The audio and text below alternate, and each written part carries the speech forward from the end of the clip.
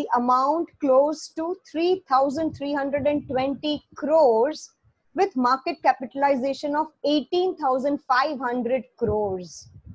BSE has got 5 startup listed in the startup platform, which has raised 22 crores and market capitalization of 72 crore. There are another 5 startup companies which are in pipeline and which are going to get listed soon. So we welcome you, Shri Ajay Thakur. Mr. Alok Harlalka, who's our second panelist, he's the managing director at Greatest Corporate. Mr. Alok Harlalka has been the driving force behind Greatest Corporate Services, which is SEBI Category 1 merchant banker. They have more than 11 years of extensive knowledge and experience in capital market services. With Greatest Corporate, Mr. Alok also manages Greatest Stockbroking Private Limited, where he is involved in all aspects of the business, including planning, development, operations, and marketing. His contribution is greatly responsible for the successful growth and development of Greatest, which is awarded as top volume performer in financial year 2017-18. He has a rich knowledge and experience in management of IPO, FPO, preferential offers, restructuring of companies, private equity, and venture capital. We welcome you, Mr. Alok Harlalka. And our third dynamic panelist is Mr. Sanmit Kumar. Sanmit Kumar is CEO, Care Advisory. Mr. Sanmit Kumar has more than 17 years of experience in working with rating agencies and banks. He has worked with multiple organizations such as Care Ratings, Deutsche Bank Group, DBS Bank, Bank of Nova Scotia, etc. He has extensive experience in the field of credit risk assessment and project appraisals. We welcome you today, Mr. Sanjit Kumar. Well, so all the participants, we are really thankful and we welcome you for this webinar. And let me ask my first question to Mr. Ajay Thakur. Most prestigious thing for any MSME or for that matter any company promoter is to get listed. I would like to ask Mr. Ajay Thakur that after the announcement of this stimulus package of 50,000 crore by our finance minister, how easy it will be for any MSME promoter or company to get listed on BSE platform? And if they get listed on BSE platform, what are the major benefits they will have? See, the funds have been announced just now. I think most of the papers and policy will come later on, how this will move forward or not. And the most important thing is that the first time the government has realized the importance of equity for the small and medium enterprises. We have been in existence for last 145 years. I've been working with BSE for last 26 years. I've seen ups and downs of the capital market. So from the day of inception, BSE has been advocating the equity to the various promoters as well as the investors at large. But unfortunately, in last 145 years, we have not seen so many corporates or even the small, medium and enterprises, taking leverage of the equities. So in 2012, though we have launched the SME platform, we have been quite, creating a lot of awareness program across the country to, make the promoters understand the benefits of listing. So there are various benefits of listing that I will take later on. But at least first time we are seeing in so many years that government is coming forward and urging the SMEs to go and get listed onto the stock exchange and get the benefit out of listing. Now with this 50,000 crore fund of funds creation that the government is talking about, it means that the government is also serious in investing in the equity of the SME. And with this seriousness of investing into the equity of the SMEs, I am quite sure that this is not a one-time process. I think with this fund coming into the SMEs, many of the SMEs will get converted into large corporates, creating a lot of employment and contribute to the growth of the country. And at the same time, this 50,000 crore will get converted into 2 lakh crore, 3 lakh crore rupees, and pave the way for other SMEs to get funds. So then this will become a cycle whereby equity will keep on shifting after every 2 years, 3 years to new entities. And in this way, we will see that Indian capital market will become a hub for, I think, thousands of SMEs which will come and get listed and keep on getting converted into large corporates. So I think it's a great move. We welcome this move taken by the government, and we congratulate them. Thank you, Ajay Thakur sir, for giving such a wonderful answer, and you have really motivated all of us, and obviously this is a very big move and we welcome that. I would just like to ask one more question in this context, that how easy it would be for any MSME to get listed on BSE platform, because when we hear listing, including me, I feel, oh, it might be a very troublesome process and it will be very difficult. How can we, get listed so easily? So what is your thought on it? I think, see, the way we have created this SME platform, the one thing we have assured is that this process should be made as simple as it can be. We don't want the promoters' involvement in all this process. Only 2 to 3 times they have to take some decisions.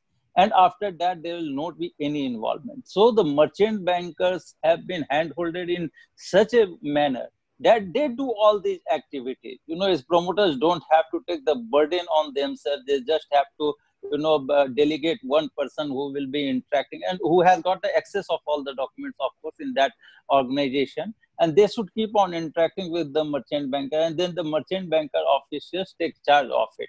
So there is not much of the involvement. Most of the times promoters think that, okay, I'm going for IPO, I have to give a lot of time, I have to involve in the nitty-gritty and all those things. It is not like that. On SME platform, we are very much thankful to the merchant bankers, okay, that they are proactive in completing all the documents. So if you see that from the day the mandate gets signed till the time it gets listed, the whole the time process is of 3 months. And at the same time, it's a very cost-effective way of listing also. So process is very simple. I don't want to explain all the process because then it will become too long. My co-panelist is also there. But if the time permits, then I will tell the process also. But let me tell all the audience, all the promoters, if they are part and parcel of this event, that the process is very simple. Only thing what they have to do is to give the consent to the merchant banker that, yes, we are ready to go ahead towards listing. And after that, process becomes very simple. At the same time, there is a fear of compliance in the promoter's mind. In last, I was the person who was responsible for launching SME platform, and last year also a startup platform. So I have done 1900 seminars, met 30,000 promoters. The fear in most of the people is this, that after listing, they have to do a lot of compliances. So we have relaxed the guidelines for post-listing compliances also. It's simplified. The promoters need to do only half-yearly compliance, no quarterly compliance. So in half-yearly compliance, they have to file an half-yearly results. That also not required to be audited. It may be unaudited with limited review. Right? And yearly, they have to file the audited results. And besides that, 1/3 of the promoters need to be independent director with a committee. And they have to do AGM on yearly basis. So these processes are very simple in nature. You appoint a company secretary in your office and they are quite aware of it. And besides that, the merchant bankers are associated with the company for 3 years. So in case you have got any issue, any problem, just call to your merchant banker and he will simplify the process, or he will help you in doing the due diligence. So the whole structure, if you see, it has been kept very simple for the promoters of SMEs to get their company listed onto the stock exchange. So it's like till now we all used to do offline seminars and meetings. Today we all are together through webinar, and how easy the life has become. We have to come out of the comfort zone, learn new things, and never think that it's going to be difficult, because it's the question of our progress. So thank you, Ajay ji, for motivating all the MSME owners and promoters to get listed on BSE platform. Since you mentioned about merchant bankers, my question is next to, obviously, Mr. Alok Harlalka, who is a very, very renowned category 1 merchant banker himself. Alok ji, can you please tell me what are your thoughts, and how you will support and how you will guide any MSME promoter who would like to get listed through your merchant banking division? Thank you, Arpa ma'am. First of all, I want to welcome all the participants who have got registered themselves to attend this today's event. So thank you so much to all of them. So now the point what we have asked Arpa ma'am, that how to support that MSMEs to list their company in the stock market, right? So technically speaking, the criteria for listings are very reasonable one, you can say. As on today, criteria are very relaxed. Today, any company who is having the net worth of 3 years existence, if it is there, and if they are having the 2 years profit in last 3 years, so, and the 3 crore net tangible asset, if these 3 criteria are there, then any SME company can get listed into the stock market. That is a technical thing. So as a merchant banker, that is my responsibility to list the company. So the MSMEs or SMEs has to appoint the merchant banker like me, and we will do the entire due diligence, and whatever agency, there are so many agencies which we need to appoint. So all the process will be done by us only. So the kind of preparation for the document and all, we are there to support in all the manners. And am I audible? Yes, you are absolutely audible. Thank you so much. So the point is that we are the only person who can take the company, get the company list, and we will do the entire due diligence. Promoter will not be having any issues. So we can, even after post listing, we are there to help the SMEs to grow, because in the initial stage, the company may not be able to get the good valuation. So after the listing, when they get listed, so the people who doesn't know them, they will start looking their company. So gradually after listing, so the valuation will get increased depending on the performance. So the company performs in terms of turnover and profit, but to take the company in terms of market cap and the pricing, so that we are there to help them, to guide them, and to take the company at a level depending on the performance in terms of the market cap and the valuation. So after 2 years, company can get also migrate to the main code from SMEs. So that there we are also there to help them how to take them in that level. So that is how that we can do. Thank you, Alok ji. Thank you so much for answering that question. Well, CARE Advisory Research and Training Limited, CART, is a wholly owned subsidiary of CARE Ratings Limited, leading credit rating agencies in India. CART is engaged in the business of rendering financial and business advisory services, research needs of corporates, FIs, and credible, high-quality research and analysis on various facts of the economy and industries. CART caters to the training needs of corporates and professionals through its online-offline training programs, having highly qualified MBAs and CAs as their associates. Well, my next question is to Mr. Sanjeet Kumar. What do you think that how CARE Advisory will assist and help MSMEs post-lockdown? Yes, thank you, Alpa, and good evening, everybody. It's good to see so many participants here, nearly 150 odd participants who are there on the webinar today. It's good to see so much of interest, and it conveys the same message that yes, all of us are worried. It is the times are not really good, so all of us are looking for some answers. What can happen next? how can we manage the risks which are currently there. And whenever we talk about risk management, and you have some of us like Care Ratings or our group companies who are there in the forefront trying to help our clients manage the risk in the best efficient manner. So Care Ratings is our parent company. All of you would be aware of it. We are there rating the companies, the instruments, what they float, whether it's the bond, debentures, or the bank loans. We literally cater to around 15,000 odd small scale companies, SMEs are there as our clients. A couple of years back, we started thinking of offering these SME clients more than what we generally offer as a rating product. So we ventured into the advisory, research, and training businesses. So here, our intention is to handhold these SMEs clients and see whatever problems that they have, whether in terms of managing their day-to-day operation today, what more they can do, what kind of areas they can venture into, what new segments they can look forward to. If there is a need for debt restructurings, then advising them how best they can manage those. If there is intention to raise equity from venture capitals or from private equity, or even to go for a listing, what kind of valuation these companies can get. So we offer a whole gamut of services to our MSME clients.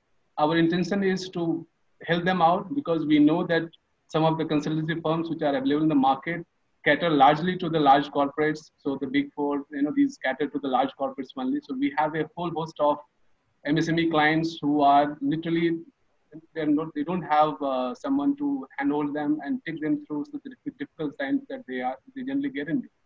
So most of the MSME, if you look at it, the major challenge is their staying power. So, because they are always starved of capital. So even if there is a small amount of risk that they face or some uncertainty they face, suddenly they are crippled. So, and so therefore they need much more support. And we, because we are covering so many clients, we have in the same industry, we might be catering to say 50 odd, clients from one particular industry. So we do have that kind of a know-how to advise our clients that, okay, you have this kind of a problem. Some other peers have the similar kind of issues, and this is how they have handled it. So we can pass on those kind of knowledge to all our clients, and make sure that they are able to get back on their feet quickly. So now, in terms of the current challenges and where we can help, I mean, if you look at it, there are two kind of major challenges that the MSMEs are facing today. One is on the funding and the liquidity side, and other is on the demand side itself. And these are the two core areas that I will put the entire difficulties of MSME today. So if you look at some of the stimulus measures which government has come up with, to a large extent, the liquidity and the funding related issues have been taken care of. So if you have a viable business, if you have a good business model in place, you will not suffer a liquidity or a funding issue. You can tap to those loans which the government is offering through banks. You can even go through the fund of funds, raise some equity from the government. So the funding and liquidity aspect, if you have a viable business model, that is largely taken care of. So yes, we have the other aspect of it, which is the demand. We don't know how long this situation that we are into, how long this continues, whether it will, get over within 1 month, 2 months, 3 months. And to that extent, the impact on the demand and impact on the overall profitability of the companies will get impacted. And as and when it restarts, whether you will get the same, the customer base that you used to have in the past, whether that will remain with you or not, whether there will be some deflation. Invariably, there will be some business segments, some entities which will suffer business losses even after post-COVID-19 scenario gets over, because there is some changes in the business dynamics which will happen even after this entire pandemic is over and done with. So, I mean, where companies like us, I mean, we can come into the picture is a lot of our entrepreneurs facing these issues may struggle as to what should be the best case scenario for them going ahead. First, a study itself, whether they are a viable business in the change scenario or not. We have been talking to some of the industry associations as well, who have been asking us to come up with a grading kind of a methodology in terms of, because there is a whole host of MSMEs, all of them looking for some kind of a support. And so there is a need for ranking them, need to see whether how many of these are viable. So we have actually recently we have come up with a 5-point grading scale to make up, identify those companies which can be on the first bucket, which are absolutely good business fundamental, no issues, and then grade 2, grade 3, grade 4, 5. So 5 could be somebody who is completely unviable, and it is better for those entrepreneurs to move on and maybe move on to some other businesses. So there is a need for these kind of a gradings to be in place. And while we do this kind of assessment, we also advise the entrepreneurs that this is the problem that you have. Your problem is funding liquidity. So fair enough. This is the stimulus measure that you can opt for, whether you can go through a automatic loan mechanism, or should you go to a funds of fund and raise some equity. So I mean, if you have a liquidity issue or funding issue, then what is the right course of action for you? To raise additional debt or raise additional equity? Or if it is a business related issue that you have one segment of your business is no longer viable, then someone like us can step in and tell you that this is an unviable business, no longer holding on to it, just have it off or sell off this asset, pick up something else which is much more core to your business and which has a much more viability in the change scenario. So I'm not saying everybody, but it is possible that a lot of our MSME friends would need this kind of advice, that what will work better in the change scenario, what kind of funding, liquidity support that he or she should look up to, what kind of changes in business mix that he should think of. So, I mean, we at Care Advisory will be happy to help any of our MSME clients who wish to take our advice. And, as you said, our intention is to make sure that we offer best services to our MSME client at a fair pricing, absolutely making sure that we are able to take care of their needs. And that's the space that we want to operate in. Unlike your big four other guys who charge, ours is a reasonable services at making sure that we genuinely provide services which will be of use to you, not necessarily those recommendations which may not really work for you. So we have a good coverage of MSME clients, and we understand their businesses, and that is what we have been offering. So we'll be happy to connect with any of you in future and give you our proper advice to you. Thank you. Thank you so much, Sanjit. I must say that on a lighter note, it's not about getting funds or loans now, but it's all about how you're going to repay it. That's also $1 million question. And that is where the rating agencies, the restructuring, the knowledge of people like Care comes in picture. Obviously, I completely understand what you're trying to say, sir, and we appreciate all your points which you mentioned here. But if I have to ask you just 3 things. For example, I'm a MSME and I would love to get listed after, say, 3 years. But today I'm not prepared. What are the 3 best things which I have to be perfect on that so that I can get listed in, say, 2 years, 3 years time?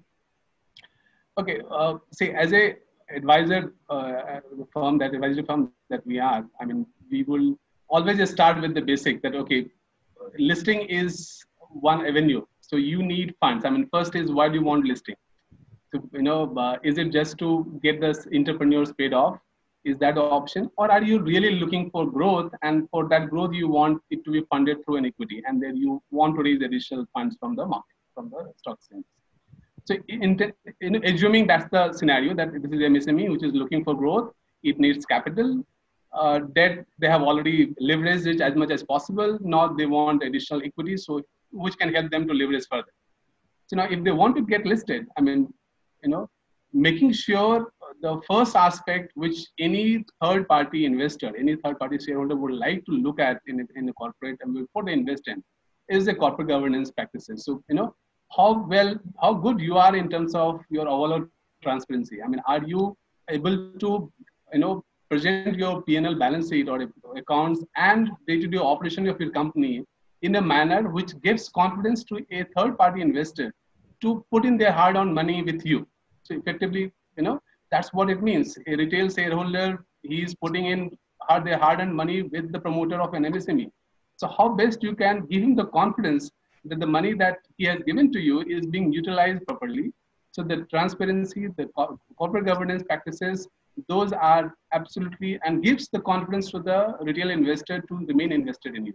So that's one area, and that requires sufficient planning. So it's not something that you can go and get it done within 3 months, 6 months time. It needs some time. So if you are planning for listing, you need to plan well in advance to ensure that all of these are taken care of. You have the practices which are good enough to give confidence to any retail investor that they can be invested in. That's one aspect.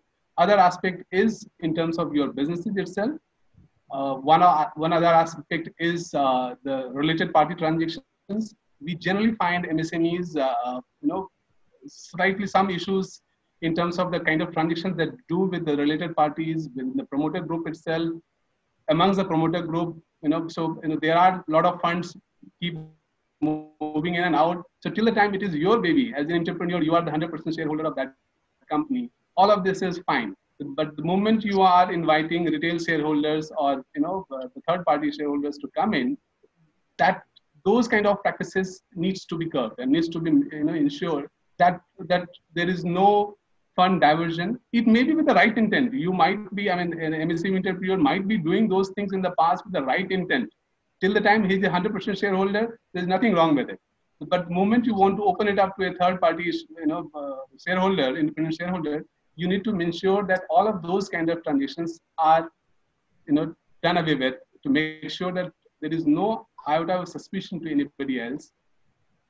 Okay, and then in terms of some of the, diversification. So business diversification is another area that generally MSMEs, get trapped into. That their one family is into this business, they have another family, they're one of the family members in some other business. Sometimes it may be completely unrelated, but you tend to, invest in those businesses. So making sure that if a retail investor is investing in you, he's looking for one particular business, and his return expectation is primarily based on that business. So the moment the investments go into some other directions, his entire calculations goes haywire. So making sure that you are able to give him a absolute box that this is the business that he's invested in, and the promoters, full attention remains to that business. I think these are a couple of some of the things all right, I would suggest entrepreneurs should be superb. aware of. I appreciate. So basically, right management, right kind of business you should be in, and your financial should be absolutely perfect. And ethics, it goes without saying that you have to be absolutely ethical when you are into listing business. My next question would be to Ajay ji. Ajay ji, can you please throw some light on exactly what this stimulation and the package is all about? What exactly finance minister and government wants MSME to know, and which department exactly they can approach if they wish to do any further inquiry, or what kind of process is how it's going to get evolved in future. So can you throw some light on exactly what this stimulus package is all about? See, a stimulus package, first of all, let us understand that, this was an unprecedented crisis, okay? And no one has been able to predict it or quantify it.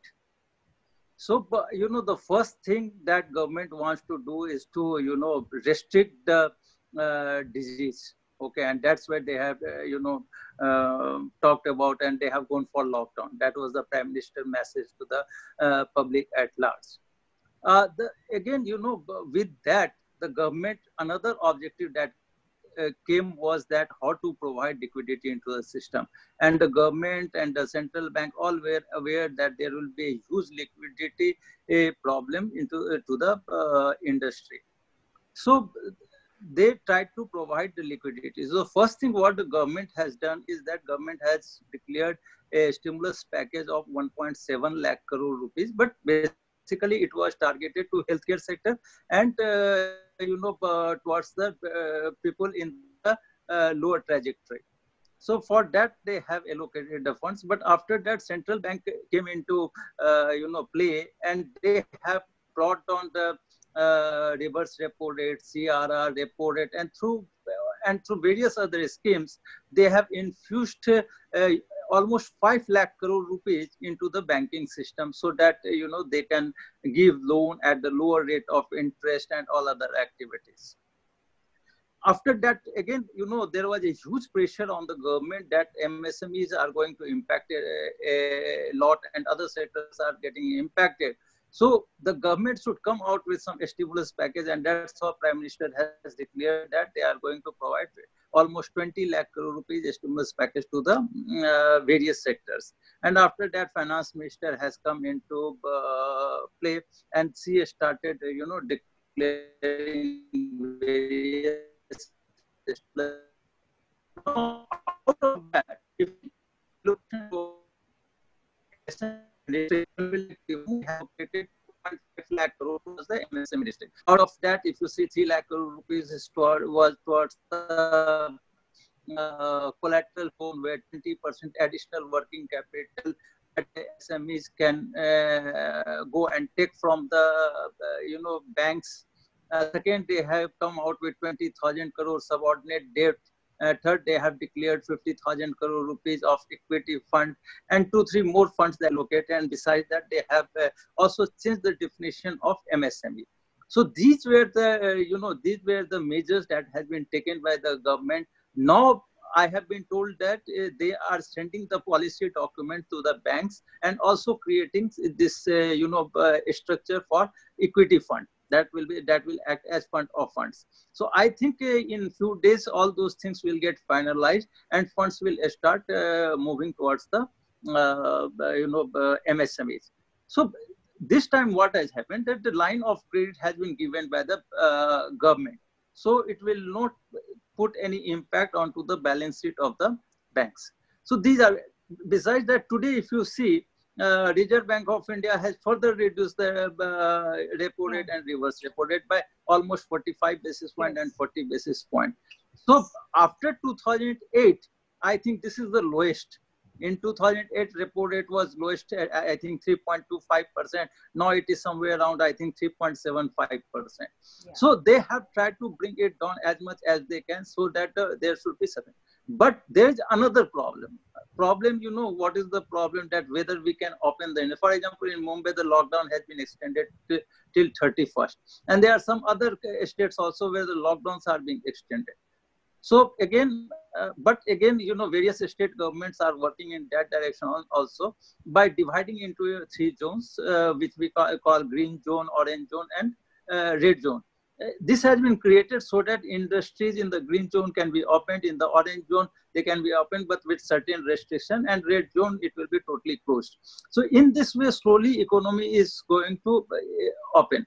But I think in some days, after some days, if this pandemic will not come down, then we will see that we may have to live with this virus for some time.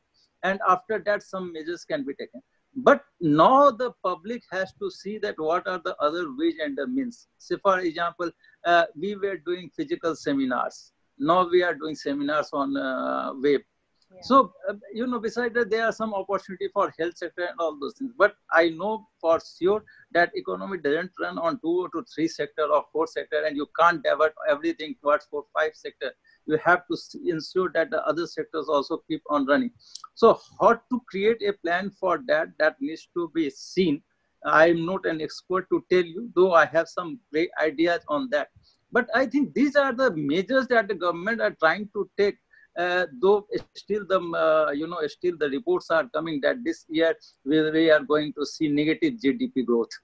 So with negative GDP growth, with the impact on tourism sector, onto the hospitality sector, on the aviation sector, or the MSME sector, which are the largest contributor to the employment, I think it is going to impact our economy in a big way.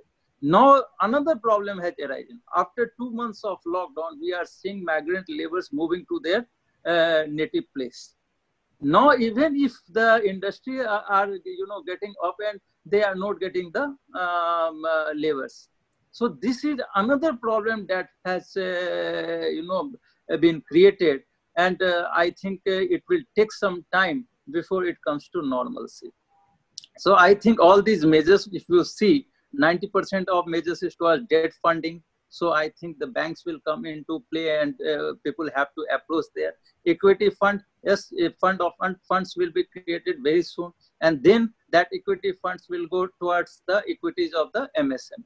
So I think these measures will you'll get a final structure in few days.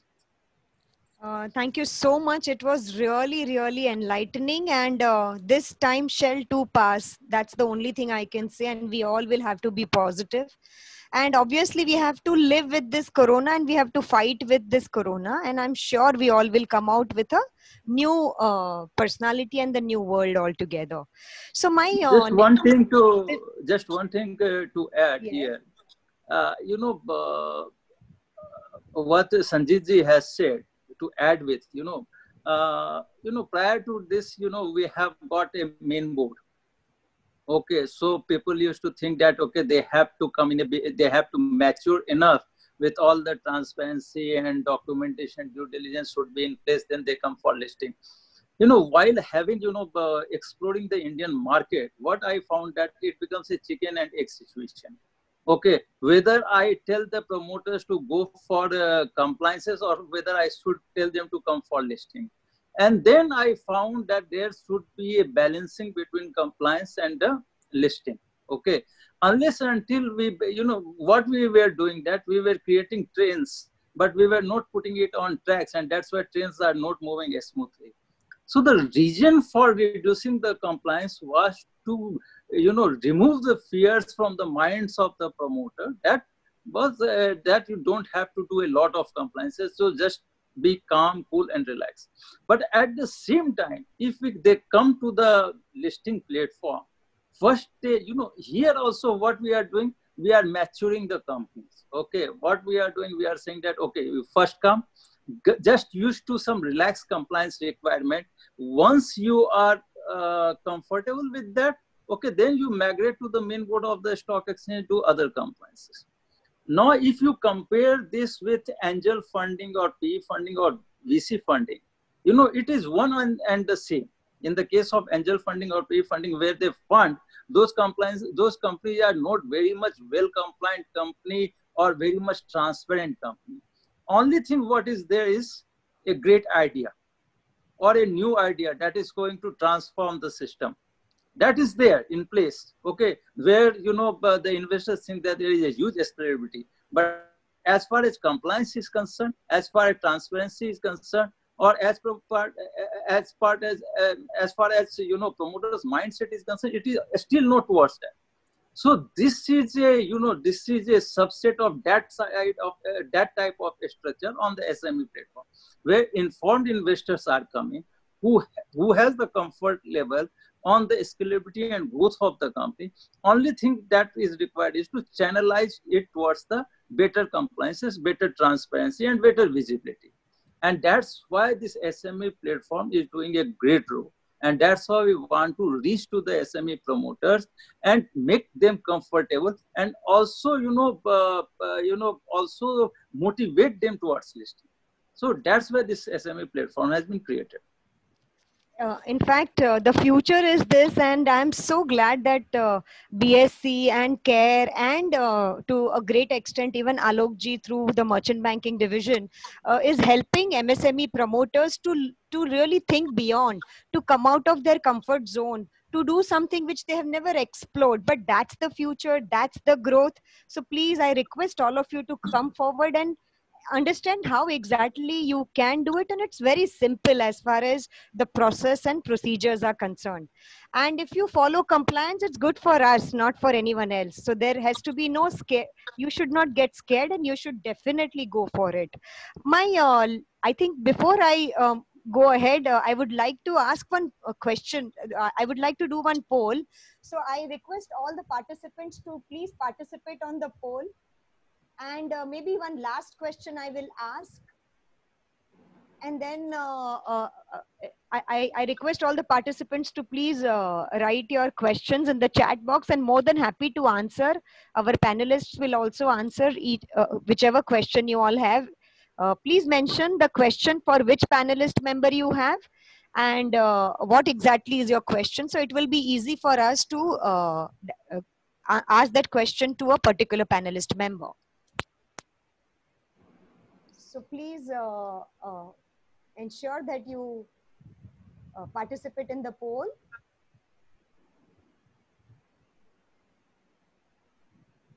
within what period you would like to list your company on BSE SME platform? Immediately, maybe after 3 to 6 months? Not now, but I will surely take somebody's help, or I'll tell somebody who's interested and not interested. So can we move on? Thank you. Okay, so Alok ji, I have a last question with you, and then maybe we can ask the participants to we should answer their questions. Alok ji, one best case study in your lifetime, one MSME whom you helped to get listed and they have done phenomenally, wonderfully well. Can you please tell me? And if you have multiple case studies, you can also mention that. Thank you so much, ma'am. Yes, definitely we do. We have two examples which we have done. One company called Mac Hotels Limited, which is based out of Goa. They are into hospitality, and this company we brought in the year 2018. I guess in September 2018 we brought this company in the BSE SME platform, and the IPO size was only 1.92 CR approx. Okay, and technically, as most of us know that 25% equity compulsory dilution is required to carry a listed company. So 25% dilution value was 1.92 crore. So the market cap was below 8 crore today, and the price was 23 rupees, I guess. And today the price of that company is 89 rupees today. And thank you so much. And before 6 to 7 months, they have got an opportunity to get one strategic investor from Singapore, and they were planning to get about 21 crore rupees by way of getting the convertible debenture into equity that they are going to get now. And post 1.5 years, that is after 18 months, that debenture will be converted into equity at the rate of 150. So that kind of deal what they are doing right now. So that is the one success story, and the investor have made so much of money. As I said, 23 was the issue price. Today the price is 89. So if the you can say the 3 times or 4 times the people have made money. This is the first company what we have done, and second company in the year 2018 again we have done another IPO called BCPL Railway Infrastructure Limited. The company, this is based out of Kolkata. They are into railway electrification. The IPO price was 35 and the IPO size was 17 crore, 17 crore. And that time profit company having turnover about 50 crore was the turnover for the financial year 17 and 18. And the profit after tax was 4 crore. That is 8% the PAT margin was there. In the financial 2019, after brought the money into the company, the turnover was about 72 crore. And the profit after tax about 7.5 crore. And this year, this 1920, they are touching the turnover about 120 crore, and the profit is about around 12 crore rupees. And this current financial which is going on, their expected turnover is again more than 150 crore, and profit may be between 15 to 60 crore. So the point is that company is growing every year 100% in terms of their margin and in terms of the profitability. First year 4 crore PAT, second year 7.5 crore PAT. Last year PAT, which is March 20 PAT, is about 11.5 crore, and this current financial may be about 16 crore. So every year company is adding additional 4 crore. So no doubt the pricing was not done very well. Price was still, it has gone to till 46, but the price is still maintaining about 40 rupees about the price right now. So the point is that the success behind this company, the company have done wonderful job because of this capital market, because always there is the investor look at the better valuation, better company. So because of the in last 1.5 years, so many times market has gone down so many times. So because of that, people have another choice, that is that the price of the company has not moved up, but yeah, still the price is maintained. So the point is that when the company is coming into the listing, then it has to be the right valuation, and the right hand holding is very much compulsory. Then only company can do a better benefit to the investors.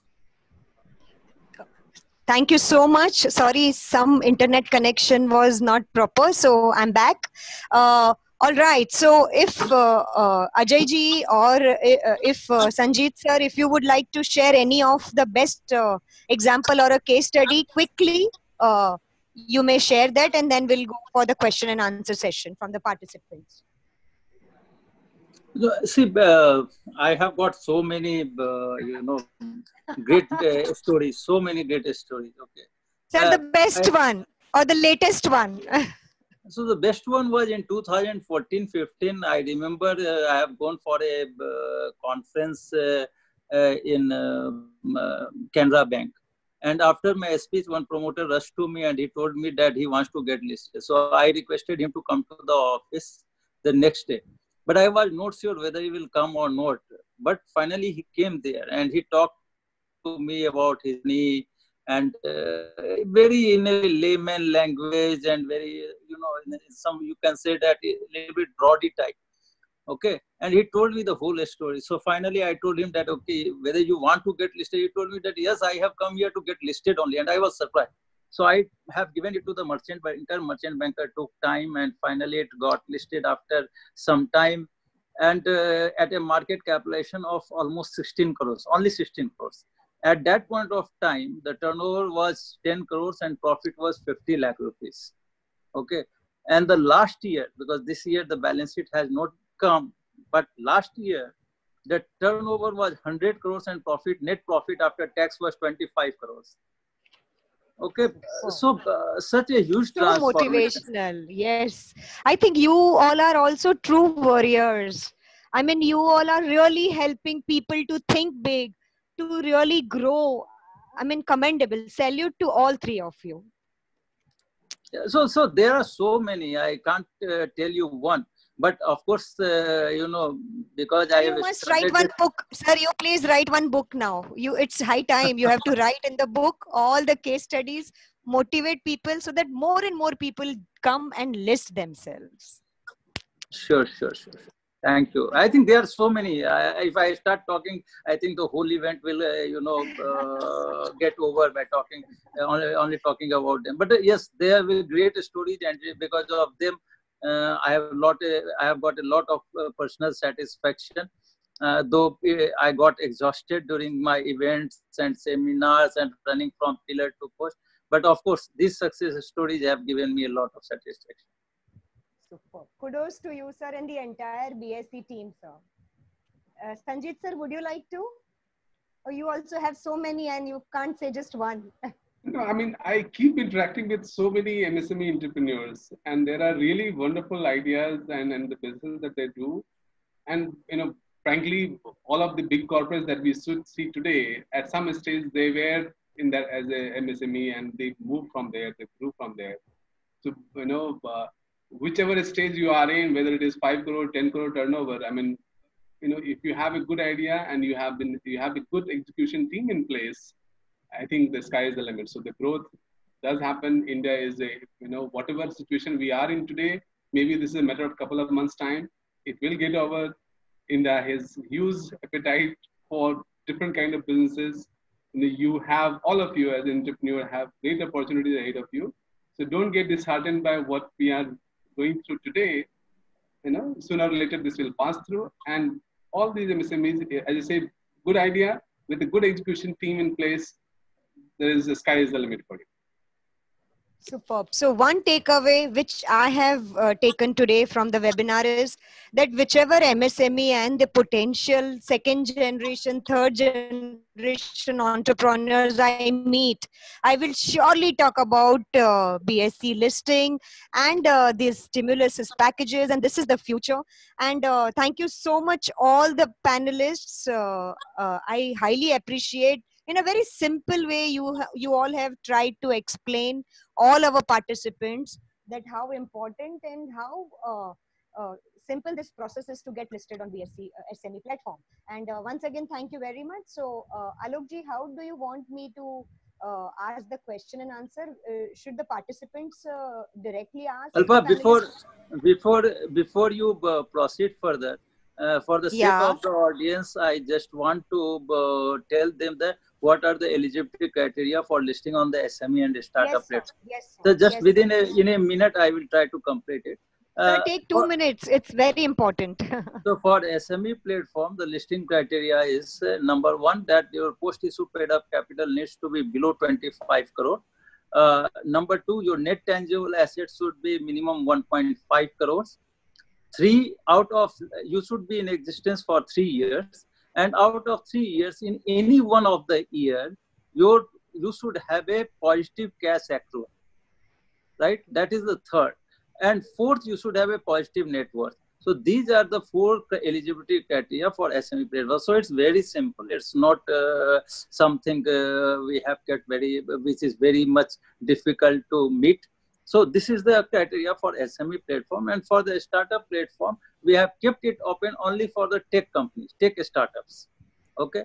And they need to be 2 years old and they should have positive net worth.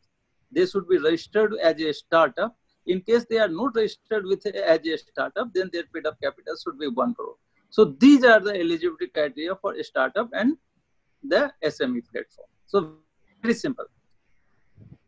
Okay. So the first question from the participant is this fund only for new company or for existing listed company also? Ajay ji, I think you will be the right person to answer this question. So, see, as far as, this fund is concerned, still they have not talked about this. What they have said that they will be investing in, growth-oriented SMEs. They have not mentioned anywhere that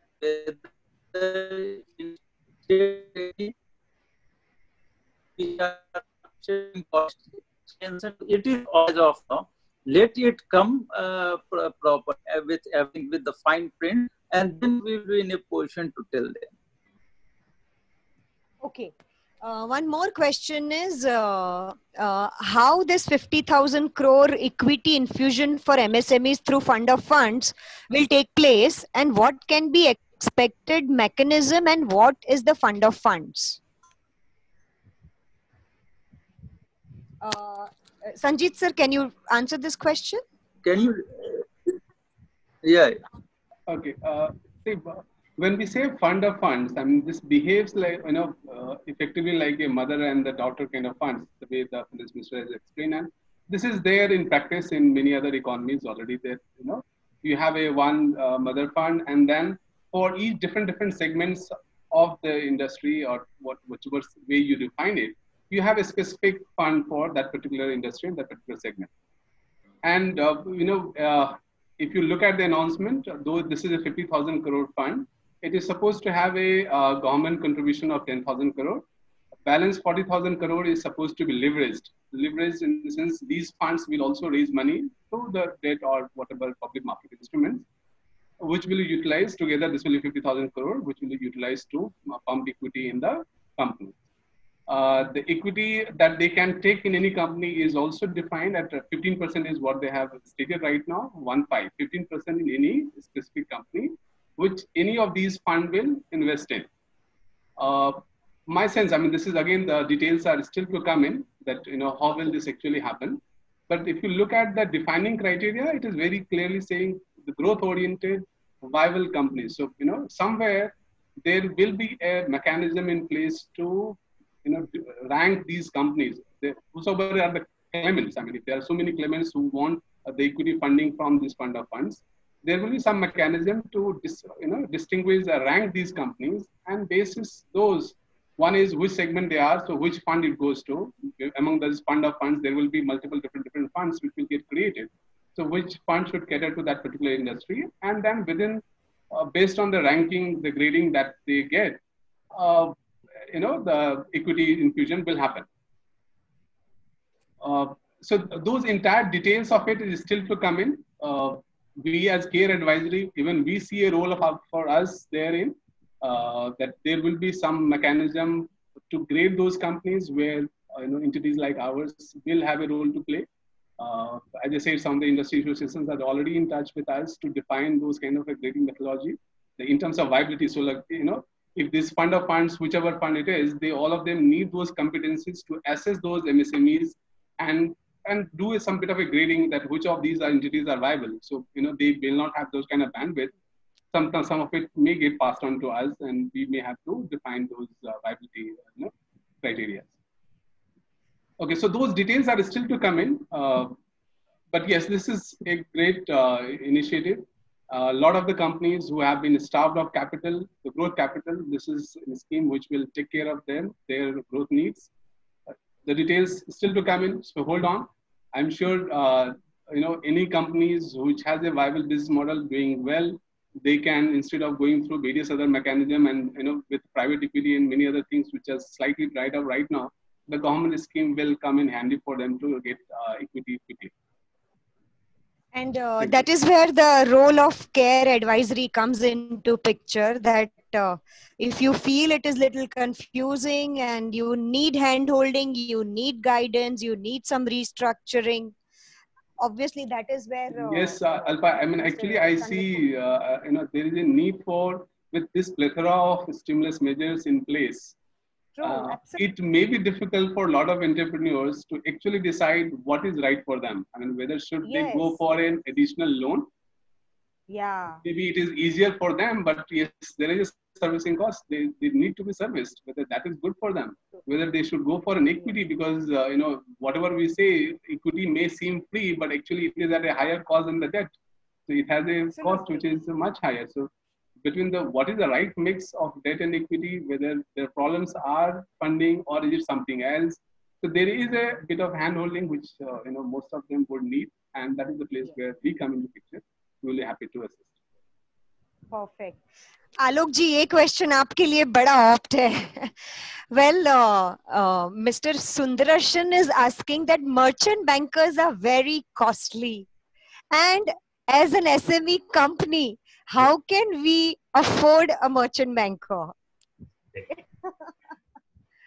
So first of all, I understood for the most of the SMEs are having an issue regarding the costing what we always charge, because when we talk about for costing for the listing, then it is around 35 to 40 lakh rupees is the minimum cost to list the company. So I completely agree that they are facing an issue, but they need to understand this is not their cost.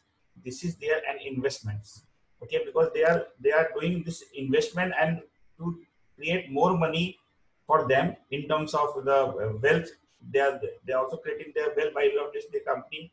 Because if the company is going to perform, then definitely the equity which is there with the promoter, that is going to increase. So they need to understand, yes, that this is an investment, not the cost. So if they think in such a way, then they can understand, yes, because investments are required when they are going to start any manufacturing and all, then they are investing, right? They are saying this is an investment. So with the same way, they need to understand this is an investment. This is not the expenses. So if they change their mind, so this thing can be workable. And obviously, then if you are raising money, so obviously then you are meeting that expenses, meeting your this cash outflow which is happening. So you are getting that money from the IPO from the public. So that expenses you are taking from that escrow itself only. Only the pre-IPO expenses what we usually take between 10 to 15 lakh rupees what we take before the IPO, and the entire money we will take after the IPO. So the burden with the promoter will be very less. We know that they will not be able to pay so much of investment they cannot make. That is why we always take the less money before the IPO, and the major money we took always after the IPO from the escrow account itself. So if they think in such a way, so I think that things can be mitigated and things can be sorted out. So there are many questions. Quite a few people have asked for the contact details and email IDs and phone numbers of our speakers, the panelist members, Shri Ajay Thakur sirs, and even Sanjit Kumar sir. Many people have asked for your connect and contact number. So request Alok ji, even your number have been asked by many participants. So at the end of the session, if you all can put your email IDs, it would be really nice. Okay. So and I think the time is already. So you want me to? There are so many questions. Maybe we can answer them separately, and surely we will reply you all. There are so many questions. I don't think we can finish all of them. So I think we can put our email ID and contact number. We all three of us put our email ID and phone number, so the people can reach us directly. That would be easy, I guess. Yes. Ajay sir, you're Yeah. audible. Ajay sir, you're not audible. You're mute. So what my request would be that if we can take few questions, it will be okay. There is not an I'm issue also. to that. I'm also. Do we Okay. have any time, Okay. Alba? Do we have any time constraint for this? No. No, 4 to 5 was the time. I'm very happy to answer as many as questions. Should I go ahead? So no issue. Yeah, please Yes, proceed. Alpa, please Okay. go ahead. No problem. We'll take Okay, so I have a very specific question for Mr. Sanjit Kumar. I would like to understand how, as a credit rating agency and advisor, you see the credit ratings of various companies gets affected post-COVID, as their sales and profits would get deeply hit, and whether it will affect their credit line from banks or credit agencies take it as a temporary, exceptional situation. I would say that our rating analysts have been quite busy last 2 months already. Reviewing all our accounts. There is a lot of downgrades as well because yes, there is a deterioration in the profile of companies of our rated universe. So there are downgrades which are happening. Continuous reviews are going on. But yes, at the same time, we also realize that a lot of it is temporary. A lot of things will change the moment we are able to get over with this pandemic. A lot of things will change, and even our regulator SEBI has come up with a guideline recently. Withdrawing that minimum 90-day period of a rating upgrade, so that they have removed.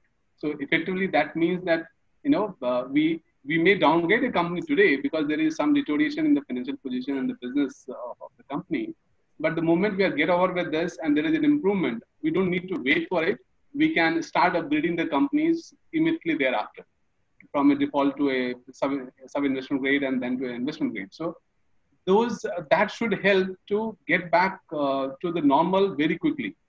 So instead of waiting for that cooling off period and then going for an upgrade, the upgrade would happen as quickly as the downgrades are happening right now because of the the deterioration in the environment. So I would say that credit rating and the corrections that are happening right now is not something that you should worry too much about because everybody is aware of it and everybody is going through this similar kind of. So you say credit rating is always a relative benchmark. So if within an industry, if there are 10 players and all of them are getting downgraded, it's fine. I think the bankers will understand this, the market will understand it. So that in itself is not a big issue. Yes, the challenge will be once we get over with this pandemic, how quickly you are able to get back, how quickly, and compared to your peers, are you doing better or worse? That will be the issue to figure out once we are done with this. So if the bankers are aware of it, I mean, there is a lot of risk limit, benefits which RBI has given them to make sure that for the next 3 months, now that moratorium period has been extended further.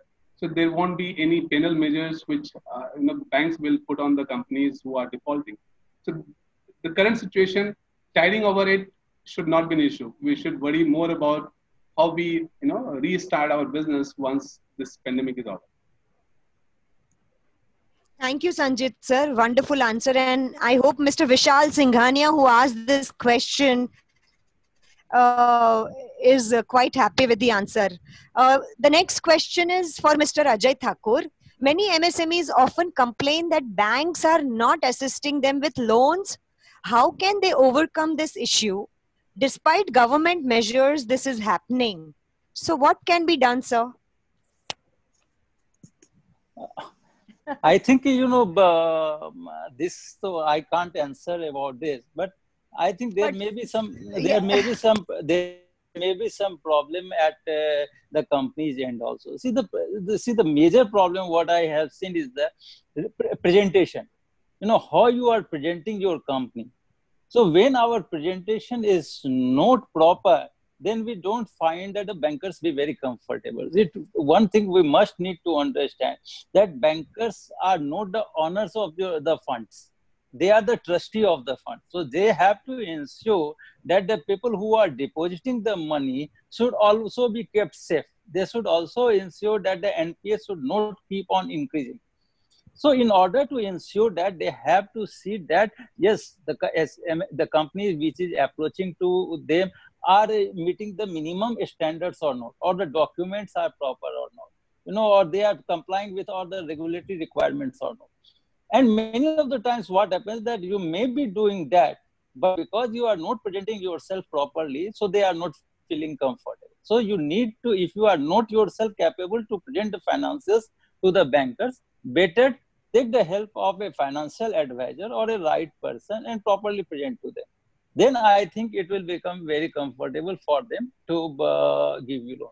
Secondly, at this time, I think, most of the banks and government who is looking for providing loan, I think they will be happy to give you loan, because government is also giving line of credit to the banks. So that will not impact their balance sheet much.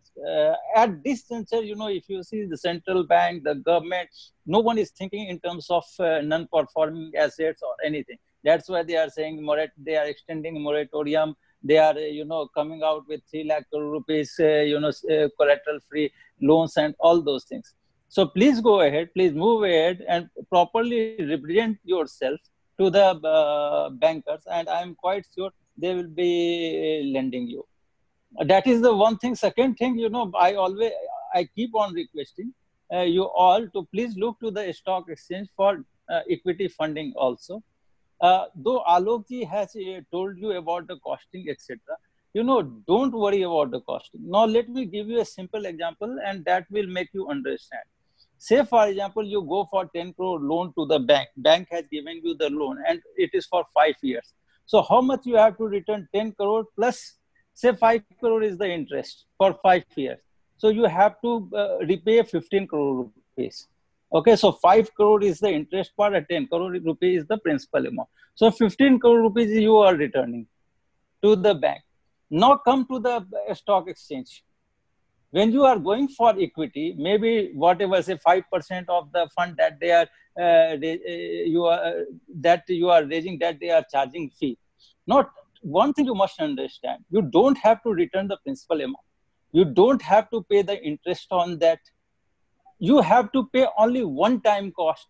So on 10 lakh rupees, 10 crore fundraising, maybe you are paying 50 lakh rupees as the expense. That also only 15% of that pre-issue, that is out of pocket expenses, and the rest post-listing, which is again going from the IPO proceeds. So the burden is less, no liability of paying any interest, no liability of paying any principal. So this way you are set. And again, this cost is one-time cost. So say, for example, Reliance 40 years back, when they have raised 2.5 crore rupees, they might have paid 2.5 lakh rupees to the merchant banker for doing everything and the fee. But the 2.5 lakh rupees that they have spent 40 years back has created a market cap of 10 lakh crore rupees. And today you see investors are going up to fund them. So this way things need to be done. You need to be visionary. Don't think about the cost structure. Think about what you are getting out of that. And let me tell you, equity is not something, when you are going for IPO, you are neither giving your plant, machinery, land or building. Is not a barter system. Okay, there is always sword hanging on your head when you are going for debt lending, because you have given the collateral and the personal guarantee. So it becomes a very risky thing, and risky thing is highly cost. It was a high cost. Always a risky thing. It involves very high cost. Though in books it is written that equity is the high, very costly affair, but indirectly I am telling you the risky thing that you are taking is in practical very costly. Here you are giving your share certificate that is lying in your locker, enjoying the dust, and you even don't know what it is. Now you are creating a valuation for your share certificate, and that also there is not much of the interference till the time you are doing the business with the right intention. So please look into it. There's a need, and there is a very much need. Dhirubhai Ambani was not a fool. He was also a SME. Narayan Murthy was not a fool. He was also SME. Bill Gates was not a fool. He was also SME. Even Steve Jobs, they were not fool. They were knowing the benefits that they are going to enjoy. So don't think about this minimal cost that you are incurring, that also one time, but you fast move towards the process. And once you become big, all the bankers will line to you for giving you funds. So create a process. Everything requires a process, and process little bit long-term in nature, and may give you pain in the short term. But in the long term, you'll enjoy multiple benefits. I would just like to add here one point. There is a book called TCS Story, which is written by Mr. Ramadurai. And he has mentioned in his chapter that in 2004, entire Tata Group was against going public for TCS. And look what kind of wealth they have created for investors, for themselves. So going public is really, really a very, very important aspect of your growth. And you must understand each and every word which is spoken by our visionary speakers today, and especially Ajay Thakur sir, which he spoke about, is so motivational. And I encourage all the MSMEs to please come forward and understand this, not to get scared about it. So moving on to next question, Mr. Ankit Soni. He's asking, I request you to kindly throw some lights on how this 50,000 crore equity infusion for MSMEs through fund of funds will take place. I think we have already answered quite a few points. What can be expected mechanism? I think even this was answered and by our panelist members. The next question he is saying is, another point is, what is expected mechanism of 20,000 crore sub debt to stressed MSMEs? So this point, if who would like to answer, sir? I think, sir, Sanjit sir is a better person. I think, yeah, I feel Sanjit sir can answer this question so very well. Quickly check this out. So, this 20,000 crore subordinated debt, the mechanism of it is that this will be, because these are accounts which are already NPAs. So effectively, the company in itself doesn't have the ability to borrow anything more. So it is already NPA. There is no other collateral that it has which can support additional borrowing of the company. So the government, the way they're trying to help is, instead of funding it or giving it to the company, they are giving it to the promoter. So the promoter can raise this money from the government agency, and then the promoter, that is effectively at his own creditworthiness, that the money will be lent to the promoters, and then the promoters can infuse the same money as equity in their company. So to the company, it is an equity. To the promoter, it is a loan. And the loan is being sanctioned or given out based on the creditworthiness of the promoter. So effectively, it is trying to address those kind of companies where the company is bad, it is NPA, but the promoter is rich, promoter has the money to raise additional debt. So, and we know that these kind of situation does arise. There are many companies like this where the promoter are good enough, they can raise additional debt on their own self, but the company is not in good shape. But if they have the right intent, if the intention is to revive those companies, then this VAI mechanism can help them revive the company. So, the further details of it is, of course, will come in due course of time. But this is how it is supposed to work. Okay. Sorry, is somebody asking any question? No, I think some issue is there, I guess. Okay. So now it's quite okay. Sanjit sir, you can carry on. Yes. So I just think the details of the mechanism is still to come in, but the core of it is like that only, that if you as a promoter are confident and you want to revive the company, you yourself are creditworthy enough to raise additional debt on your personal capacity, you can go out to the government agency, the nominated government agency, and raise the debt. The condition will be that you will have to infuse this as an equity in your company and make sure that the company takes benefit of it and revives with the help of this money. So the details, I say this is still to come in. So this is in nutshell the way. Thank you, sir. Thank you for that answer. Mr. Pratap Kakaria has one very interesting question. Well, he's saying bank managers and bureaucracy very dicey in disbursement of loans and subsidies. How to cope up? Okay. So again, a very I don't know who will answer this question, but fair enough. Let me handle this. So, So nice of you. Thank you, sir. Thank you. This is absolutely normal. I mean, I think all of us have gone through, and typically, if you are dealing with public sector banks, this is what you generally experience. That there is the system, the bureaucracy is there, which makes it difficult for you to raise funds. But if I look at it, my recent experiences, there is enough pressure on even a public sector bank and to the banking system in general. There are targets which are given to them, making sure that they have to disburse so much of loan within 1 month, a quarter. So they do work under the target pressure. So the rest of it is more of a presentation, as Ajay was anyway saying, how you put across your proposal to the banker, making sure that this is a lucrative enough proposal for them to consider. A lot of it is to do with the presentation. I think I have seen enough of this in the banking system. You need to be on top of the business that you are in, your ability, your confidence when you get some queries from the banks and your ability to answer them, your financial plan that you have in mind, your vision for the company. Some of these clarity, if you have, and you are able to present all of this in front of the banker, given the targets that they have, the business pressure that they have, the pressure from the government mechanism itself to disburse loan is very high. So if you are able to make those presentations well enough, all the bureaucracy that you generally see will wipe away. So that will not stand in your way. And in case you really get stuck up, and if you think you have a viable business plan, you are getting stuck up, give me a call. I will take care of it. We'll figure it out. We don't really help people. I was about to say. We directly don't help companies raise fund from the banking system. But yes, we know many other, the other associate of us who can take care of it. So and if there is a need of presentation issues, some of those kind of things that we can take care of ourselves. Care advisor, we can take care of. There are many ethical advisors who really help MSMEs to get the sanction from the banks and all. Kindly get in touch with them also. And I think when there's a will, there's a way for sure, So, okay, the next question is to Ajay sir.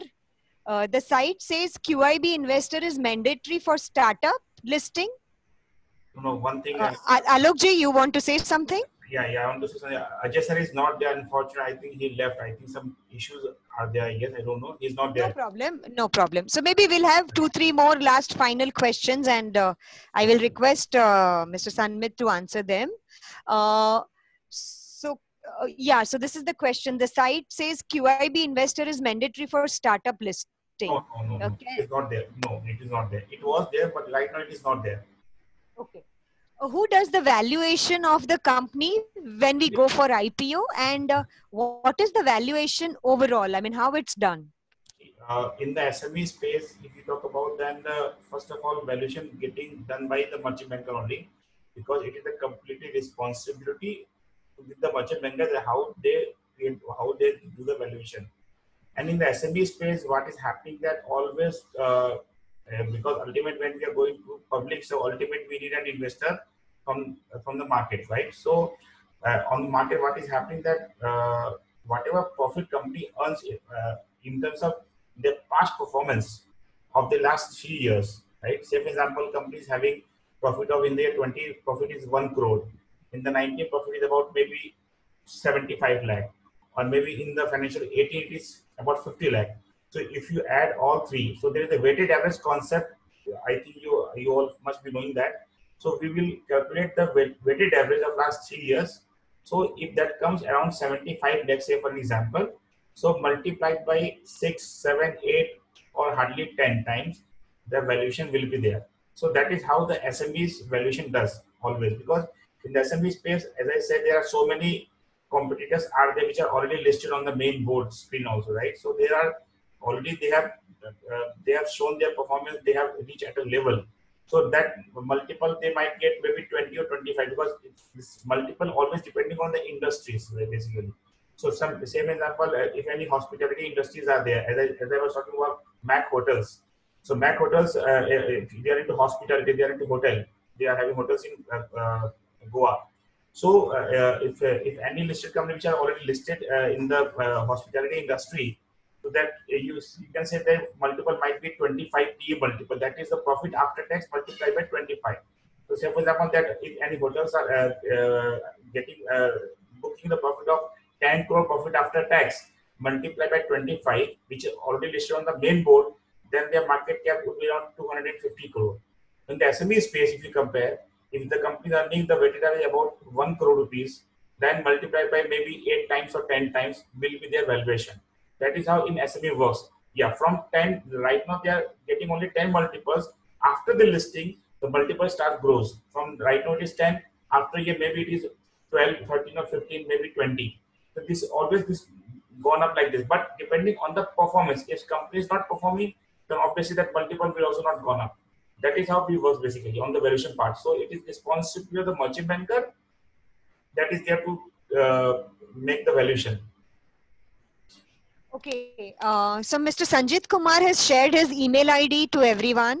Mr. Alok Harlalka, I would request you also to share your email ID so that participants can get in touch with you.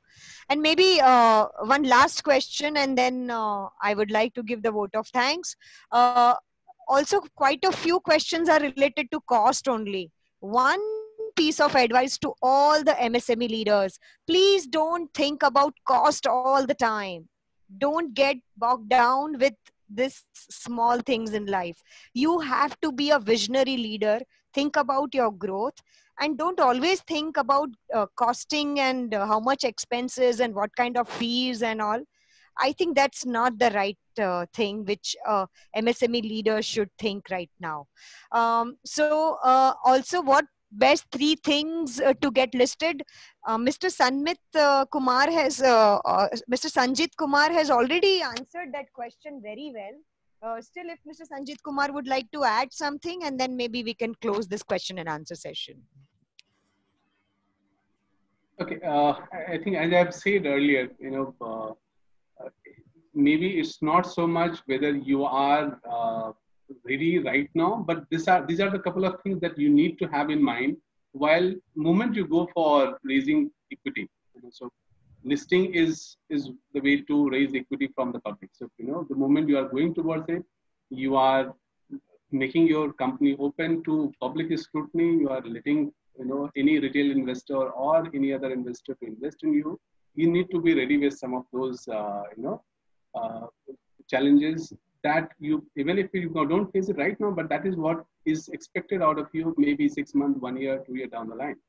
And some of those things that I mentioned earlier, making sure that the investor remains invested in the company that he thought he is investing in. So your business, the areas that you want to operate in, and the way you have defined yourself at the time of, in the draft rating prospectus, the way you have defined yourself, because that is the basis on which any investor has invested in you. So how best you are able to, put across your business plan and hold on to that business plan over the next couple of years. In case there is going to be any material change in the business plan, you proactively coming up and, giving out those disclosures, making sure that the investors buy into your changes in your business plan. So they have bought into your business plan, which you have put up initially. So if there is going to be any change in your business plan subsequently, you need to proactively come across and make sure that those investors get satisfied with your new changes in your ideas and they remain invested in you. So, listing, one-time listing, because you're looking at a long-term, prospect of your company. So it's not just getting listed today. You want to grow in future. You need to ensure that the investor who have invested gets sufficient return and they remain comfortable with you. So some of these best practices that we generally follow, whether it is on corporate governance, transparency, making sure that your funding is for the business that you have committed to your shareholders. Some of these practices are taken insured, and therefore, as you grow and you maybe 1 year, 2 years down the line, you need more funds. You need to go back to your shareholders again to raise money, and that time you get the shareholder support. They retain the faith in you. You need to make sure that you abide by the business plan that you have presented and regularly come back to the shareholders, make sure that any changes in the business plan is communicated well across and their faith is retained with you. Thank you, Mr. Sanjit Kumar. I am there, but I think video is off. Yes. Video Okay. is, yeah, it's So- video. so- I think they have to start my video. I think they have. I think we have done The host, the host has No problem. We disabled can my hear video. you, Ajay sir. We Sir, can hear you. I have done it. Sir, I have done it. You can do now. No, I am unable. So- Yeah, now it's okay. Not. Yeah, we can see you. Yeah. So there were many questions for Ajay sir, but somehow Huh. we were not able to see you, so we didn't ask. So you Yeah, want me unable to to ask ask. them or? Yeah, you can ask me. There's not an issue. Okay. So Ajay ji, everyone is asking for your email ID. Kindly share that on the chat box. It's. I think it has been already shared, but still, for the public, let me tell once again: ajay.thakur@bscindia.com. Okay. ajay.thakur@bscindia.com. Right. Sir, one question for you is many MSMEs often complain that banks are not assisting them with loans. How can they overcome this issue? Despite government measures, this is happening. So what can be done? Madam, I think, today our focus has been on equity market. Okay. Yeah. And besides that, rating, etc. So again, the focus will shift towards the bank. And I think maybe we will have one more event with the banks, and then we will ask the bankers to, address their queries and what is the problem. But at the same time, I keep on, telling them and repeating it that, please look to the exchange. अगर आपको मोक्ष की प्राप्ति करनी है ना, तो बस इक्विटी मार्केट से अच्छा ब्रह्मास्त्र कोई नहीं है आपको मोक्ष देने के लिए. Otherwise, you will keep on struggling from pillar to post for loans, presentation, books. Sometimes your books will be here and there. Let me tell you, if you want to get the loan, just get yourself listed. And you will open the doors for loans also. Because automatically post-listing, your documents will come into shape. And when those documents will go to the banker and they will see a word listed on BSE, they will be happy enough to give you the loans and at lower rate of interest. So from my side, this will be the answer, okay, to, make you comfortable in getting loan at lower rate of interest. Why bankers are not giving, I can't step into their shoes and tell you, but one of the reasons where I have been also saying, and my co-panelist Sanjit ji also saying that the proper presentation, proper documents, proper books of accounts, proper compliances of ROCs, etc. Those things create, uncomfortable situation for any debt lender. Okay, that, whether the company will be able to repay my loan or not. Take the simple case. If any person will come to you and say, you give me $5,000 without giving you any collateral, will you be comfortable? You just step into the shoes of the lender and think like that. Think in the way how they think. And then you will get your reply. So I think these things needs to be done. So now you know why I asked this question to Shri Ajay Thakur ji, because I was expecting this answer. And even though it was not relevant, I was knowing that this is going to be the answer. So thank you so much for enlightening. And also, I personally do feel that equity is the heart of everyone's investments and the entire financial system. Sooner, better for us if we understand how to get listed and understand the equity, it will really help all of us. So the last question, which is so positive, on a very positive note, I would like to end this entire conversation. And Mr. Pritish Chatterjee has written that I'm so motivated today after this webinar and listening to all the stalwarts. Your voice is very less. I'm so, am I audible properly now? Yes. Okay, so on a very positive note, I would like to end this conversation. Mr. Pritish Chatterjee has written a very nice note that he's quite motivated after listening to all the stalwarts and the entire discussion on listing on BSE SME and understanding the whole process about whatever government is trying to help MSMEs. He would like to go for listing in a year or two. So best advice for him. For my side, the best advice will be do it now. If you keep on postponing it, then those days never come. Okay, so jump into it. N-O-W. And then get the W-O-W. Wow. So now, time is precious thing. You know, you can reverse everything. You can gain everything. You can make everything. But you can't reverse the time. So why waiting for 1 year or 2 years? You know, waiting means keep on waiting for, till you die. So I think don't wait. Conserve the time. You know, do it fast before it leaves your mind. Okay, I think today we have used a lot of our energy in convincing you. So come with the same energy and start the process and move forward. So on that positive note, thank you so much, all our panelists, Mr. Ajay Thakur, Mr. Sanjit Kumar, and Mr. Alok Harlalka. Thank you very much. All our backend support team, Mr. Nabil, Sajid, thank you very much. Special thanks to Mr. Arvind Harlalka and all our lovely participants who have been so engaging and so continuously they were asking questions, and thank you for the patient hearing, and thank you for joining the webinar. Thank you very much. Thank you. Thank you, everyone. Thanks a lot.